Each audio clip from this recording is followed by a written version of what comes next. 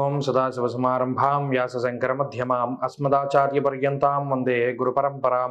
జ్యోతిష్ శాస్త్రాన్ని భావితరాల వారికి ప్రసాదించిన ఋషుల యొక్క పాదపద్మాలకి నమస్కారం చేసుకుంటూ, అలాగే నాకు ఈ జ్యోతిష విద్యను నేర్పిన గురువర్యులు జ్యోతిష బ్రహ్మ కీర్తిశేషులు శ్రీ ఈరంకి సూర్యనారాయణమూర్తి గారు, సూర్య శ్రీ దైవజ్ఞ గారి యొక్క పాదపద్మాలకి నమస్కారం చేసుకుంటూ, ఓం శ్రీ మహాగణాధిపతి నమః, శ్రీ గురుభ్యో నమః, హరి ఓం. వీక్షకులందరికీ నమస్కారం. కన్యా రాశి వారికి ఈ వారం సాధారణమైనటువంటి గ్రహస్థితి గోచరిస్తూ ఉన్నది.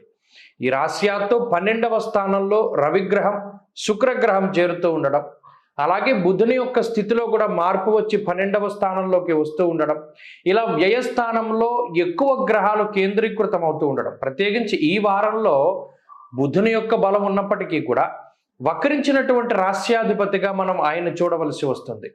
ఇక భాగ్యస్థానమందు గురుడు ఒక బలమైనటువంటి అండగా ఈ రాశి వారికి ఉన్నారు.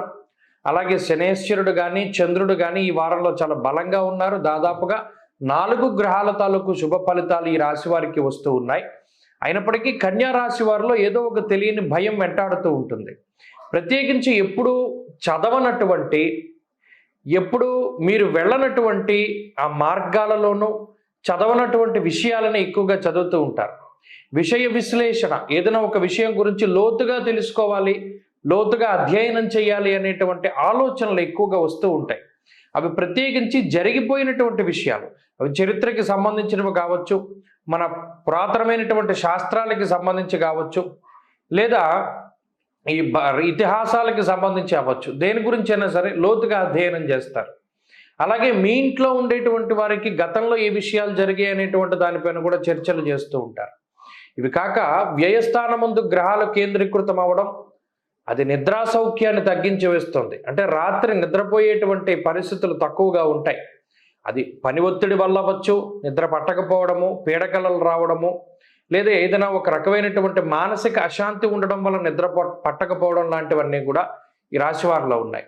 అలాగే ప్రత్యేకించి కొంత ధనం అధికంగా ఖర్చు చేస్తూ ఉంటారు. ఏ విషయానికైనా సరే ₹1 ఖర్చు పెట్టాల్సిన చోట ₹3 ఖర్చు పెడుతూ ఉంటారు.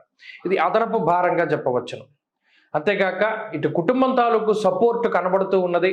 జీవిత భాగస్వామి, సంతానానికి సంబంధించినటువంటి సపోర్టు ఉన్నది, ఎదుగుదల గోచరిస్తూ ఉన్నది. అంతేకాక ఆరోగ్య పరిస్థితులు మాత్రం మిశ్రమంగా ఉన్నాయి. అటు ఉద్యోగము, వ్యాపారము లాభసాటిగానే ముందుకు సాగుతూ ఉన్నాయి. ఉద్యోగంలో మార్పులకి కూడా అవకాశం ఉంటుంది. స్థానచలనానికి కూడా అవకాశం ఉన్నది. ఇక విద్యార్థులకి సమయం ఇది కీలకంగా చెప్పవచ్చును. ఈ కీలకమైనటువంటి సమయంలో మీరు ప్రవర్తించేటువంటి తీరు బట్టి ఫలితాలు మనం అంచనా వేయవచ్చు.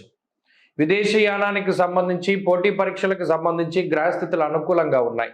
స్త్రీలలో ప్రత్యేకించి ఈ గ్రహస్థితి ఆత్మస్థైర్యాన్ని పెంచుతుంది, ఆర్థికాభివృద్ధికి అవకాశం ఉంటుంది, ఆరోగ్యాన్ని ఈ గ్రహస్థితి ప్రసాదిస్తూ ఉన్నది. కన్యారాశి వారు ఈ వారం మరింత అనుకూలమైనటువంటి ఫలితాలని సాధించడానికై ఆంజనేయ స్వామి వారి యొక్క ఆరాధన చేస్తూ ఉండడం చెప్పదగినటువంటి సూచన. ఈ వారంలో కలిసి వచ్చేటువంటి రోజు బుధవారంగా చెప్పవచ్చును. అదృష్ట సంఖ్య 5, అదృష్ట వర్ణము లేత ఆకుపచ్చ రంగు. తదుపరి తులారాశి.